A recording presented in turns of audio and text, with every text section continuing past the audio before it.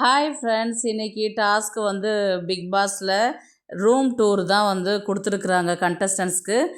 பழைய கண்டஸ்டன்ஸ்க்கும் புது கண்டஸ்டன்ஸ்க்கும் 2 பேருமே உங்களுக்கு இங்கே நடந்த கெட்ட விஷயங்கள் நல்ல விஷயங்களை ஷேர் பண்ண சொல்லியிருக்கிறாங்க.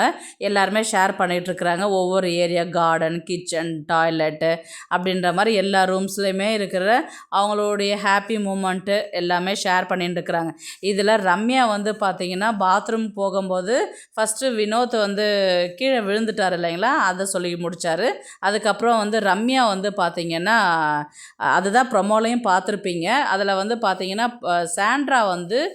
சாண்ட்ராவும் பாரும் நாளைக்கு ரம்யா எவிக்ஷன் ஆகி போகிறாங்கன்னா அதுக்கு முந்த நாள் ரம்யா ஒரு பாம்பு, அதை நம்பவே கூடாது, அவகிட்ட நம்ம பார்த்து தான் ஜாக்கிரதையாக பேசணும்னு சொல்லிட்டு சாண்ட்ரா பாருக்கிட்ட சொல்லியிருக்கிறாங்க. இது ரம்யா என்ன பண்ணுறாங்க, வெளியில் சேனலில் பார்த்துட்டு வந்ததுக்கப்புறம் அவங்க பேசுகிறாங்க. ஏன் இவ்வளோ ஒரு ஒஸ்ட்டாக பேசுகிற அளவுக்கு நான் என்ன உன்னை பண்ணினேன், எது நடிப்பு, இது நடிப்பா இல்லை நான் விட்டுட்டு நான் வெளியில் போகும்போது எனக்காக அழுதியே அது நடிப்பா அப்படின்ற மாதிரி ரம்யா நல்லா வச்சு செய்கிறாங்க சாண்ட்ராவை. இதில் நல்லா கேள்வி கேட்கும் போது பார்த்திங்கன்னா ஃபுல்லாக ஜூம் பண்ணுறாங்க யாருக்கு, சாண்ட்ராவுக்கு. இதில் நான் பாம்புனா என்ன, எந்த அர்த்தத்துக்கு நீங்கள் இந்த வார்த்தையை எனக்கு சொன்னீங்க, ஏன் உன்னுடைய கஷ்டமாக இருக்கும் போது அத்தனை ஃபீலிங்ஸுமே என்கிட்ட ஷேர் பண்ணீங்க.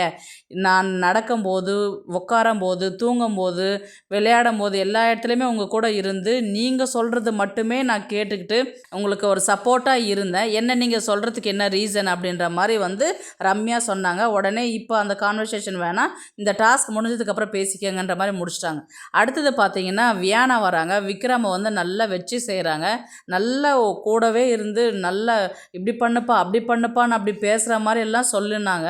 சொல்லிவிட்டு பின்னாடி அதே சுபிக்ஷாவும் விக்ரமும் என்னை பற்றி நீ இதில் டார்கெட் பண்ணு, நீ இவ்வளோ எவிக்ஷன் பண்ணு, இந்த இடத்துல அவள் கூட நிற்காத, அப்போ தான் அவள் தனியாக தெரிவா, ஆட்டி விடுவான்னு சொல்லிட்டு விக்ரம் சுபிக்ஷா கிட்ட இதெல்லாம் பேசின்னு இருக்கிறத வியானா வெளியிலேருந்து பார்த்துட்டு கேட்குறாங்க. அது புரிகிறவங்களுக்கு புரியும் அப்படின்ற மாதிரி சொன்ன உடனே விக்ரம் அப்படியே தலையை குனிஞ்சிக்கிட்டு உட்காண்ட்ருந்தார். அடுத்தது பார்த்திங்கன்னா சாண்ட்ரா ரம்யாவை கூட்டிகிட்டு வெளியில் வராங்க. இந்த வீட்டில் பேசுவாங்க, பழகுவாங்க, யாரையுமே ட்ரஸ்ட் பண்ணவே மாட்டாங்களே, நீ ஏன் என்னை நீ ட்ரஸ்ட் பண்ண, என்னையா நீ நம்பின அப்படின்ற மாதிரி சாண்ட்ரா ரம்யா பார்த்து கேட்குறாங்க. பிரச்சனையாக இருக்கும் போது நீ தானே என்கிட்ட பேசிக்கிட்டு இருந்த, நான் உங்கள்கிட்ட பேசவே இல்லையே அப்படின்ற மாதிரி ரம்யா கேட்டதுக்கு, வீட்டில் இருக்கும்போது பேசிக்கிட்டு இருந்தே அது நடிப்பா, நான் விட்டுட்டு இந்த எவிக்ஷன் ஆகிட்டு வெளியில் போகும்போது அழுதியே அது நடிப்பா, நான் அதை தான் உன்கிட்ட கேட்குறேன், அதுக்கு மட்டும் எனக்கு கிளியராக ஆன்சர் பண்ணுன்னு சொல்லிட்டு ரம்யா சாண்ட்ரா பார்த்து கேட்குறாங்க. அதெல்லாம் நடிப்பு இல்லை, நீ என்னை நம்பினது அதுவும் தப்பு, அது நடிப்புனா நடிப்புன்னு வச்சுக்கோ அப்படின்ற மாதிரி சாண்ட்ராவுடைய ஆன்சராக இருந்தது. அதுக்கப்புறம் விக்ரம் வந்தார். விக்ரம் கிட்ட அழுது எல்லாரும் என்னை நடிக்கிறேன்னு சொல்கிறாங்க, என்னால் தாங்கிக்க முடியல விக்ரம்னு சொல்லிட்டு பேசிக்கிட்டு இருக்கிறாங்க. சாண்ட்ரா பற்றி உங்களுடைய கருத்து என்னன்றது எனக்கு கமெண்ட் பண்ணுங்கள் ஃப்ரெண்ட்ஸ். தேங்க்ஸ் ஃபார் வாட்சிங்.